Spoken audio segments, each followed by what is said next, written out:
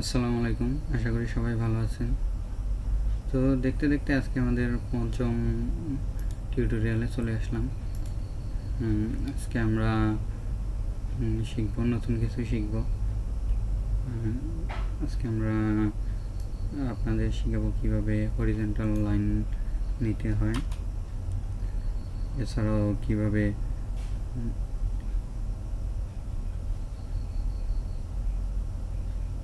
Peer element ব্যবহার করতে হয়। পিয়ার এলিমেন্টের মাধ্যমে ডিসপ্লে ফিক্স, মানে ধরেন একটা লেখা আমি লিখব, তো সেটা ওখানে ফিক্সড হয়ে থাকবে। এটা কীভাবে করতে হয় আমি দেখাবো আপনাদের। তো এর জন্য আমরা প্রথমে ধরেন একটা কন্টেন্ট, প্রথমে একটা ট্যাগ নিই আমরা, h1 ট্যাগ, হেডিং ট্যাগ নিলাম আমরা। সেখানে লিখি দিস ইজ এ হেডিং। এখানে আমি একটা প্যারাগ্রাফ ট্যাগ নিই।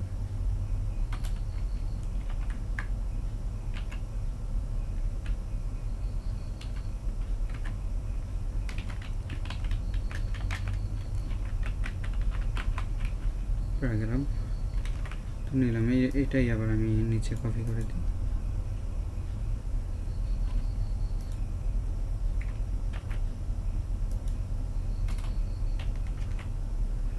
তো এই যে কপি করার পর এটা ধরেন এখন আমি করব, ধরেন এটা আমি h2 করি, হেডিং 2 নেই এটা।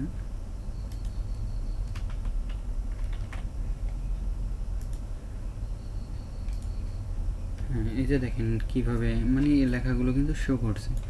তো হরিজন্টাল লাইন মানে কি, হরিজন্টাল লাইন কীভাবে ব্যবহার করতে হয়, এখানে ধরেন আমি একটা ইন্টার দিই, স্পেস নেই, তো এই স্টার ট্যাগ ব্যবহার করি।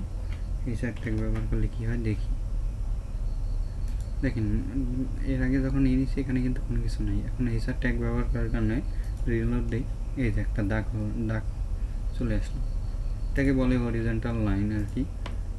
আবার একটা নেই, অনেক সময় এটা প্রয়োজন পড়ে অনেক জায়গায়, আপনারা আস্তে আস্তে বুঝবেন। তো এই যে আরেকটা হলো আর কি। এছাড়া আমরা ধরেন একটা পি ট্যাগ নেই, আমরা কীভাবে ডিসপ্লে ইন ফিক্স একটা কন্টেন্ট ফিক্স করে রাখবো সেটা আমরা দেখব। একটা পি ট্যাগ নেই, সাপোজ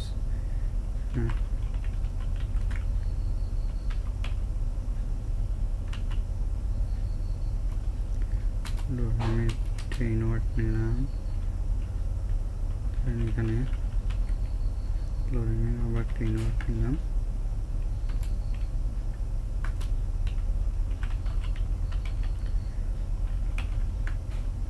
এই ধরেন লেখাটা যদি যখন আমি রিলোড দিব তখন কিন্তু এটা কি হয় দেখেন, এটা রিলোড দেওয়ার কারণে কিন্তু একই লাইনে চলে আসলো, ঠিক না? আমরা চাচ্ছি যে এখানে আমরা যেভাবে লিখছি এরকম থাকবো, সেম এরকম থাকবো। তো এটার জন্য আমাদের কি করতে হবে, এটার জন্য আমরা আপনাদের দেখি, এই লাইনটা আমি কপি করে নিই, তারপর লিখতে এখানে PRE ট্যাগ নিব, নেওয়ার পরে এখানে আমরা যেটা কপি করছি ওটা দিয়ে দিই। এখন যদি আমি রিলোড দিই দেখেন কি হয়, এই যে লাইনটা কিন্তু এই যে ফাঁকা ফাঁকা ফাঁকা এমন স্পেস নিয়ে আসছে। তো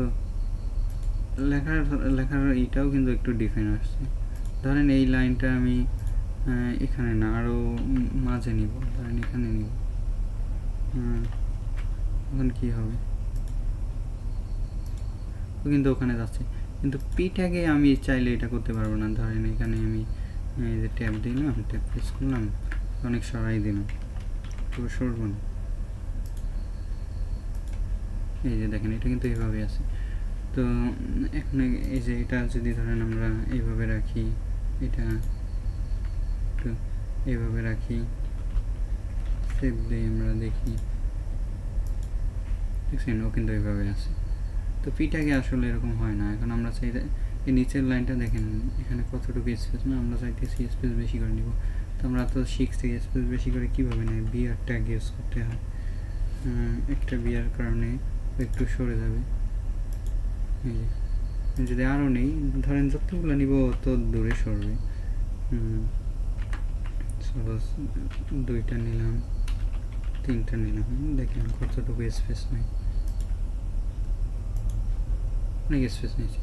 তো আমরা সাধারণত যখন মাইক্রোসফট ওয়ার্ডে কাজ করি তখন ইন্টারের মাধ্যমে আমরা স্পেসগুলো নিই, কিন্তু আপনার HTML এগুলো ডিফেন্ড, এগুলো বিয়ারের মাধ্যমে আর কি নিতে হয়। তো আপনারা সবাই, আজকে ক্লাস বেশি বড় করবো না, অনেক রাত হয়ে গেছে। তো আপনারা যারা যারা আমাদের ভিডিও দেখেন আমাদের বেশি বেশি লাইক শেয়ার করবেন এবং আমাদের চ্যানেলটি সাবস্ক্রাইব করে বেল আইকন বাটনটি অন করে রাখবেন, তাহলে আমরা আপনাদের নতুন নতুন ভিডিও দিলে আপনার সাথে সাথে পেয়ে যাবেন। এছাড়া আপনাদের যদি কোনো সমস্যা থাকে অবশ্যই আমাদের কমেন্টে জানাবেন। কোনো কিছু বিষয় জানার আগ্রহ থাকলে আমাদের নাম্বার দেওয়া আছে, ওখানে হোয়াটসঅ্যাপে আপনারা যোগাযোগ করবেন, টেলিগ্রাম, হোয়াটসঅ্যাপে। সবাই ভালো থাকবেন, সুস্থ থাকবেন, বেশি বেশি প্র্যাকটিস করবেন। আমি বারবার বলি, প্র্যাকটিস ছাড়া কিন্তু সফলতা কখনো আসে না, প্র্যাকটিস করতে হবে, ঠিক আছে? তো আমি আপনাদের বলেছিলাম, আপনাদের কিন্তু আমি অবশ্যই দেখাবো। ধরেন আমি একটা ই-কমার্স সাইটে যাই,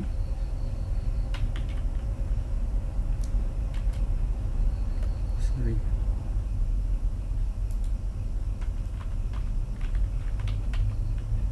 ই-কমার্স সাইটে আমি যাই,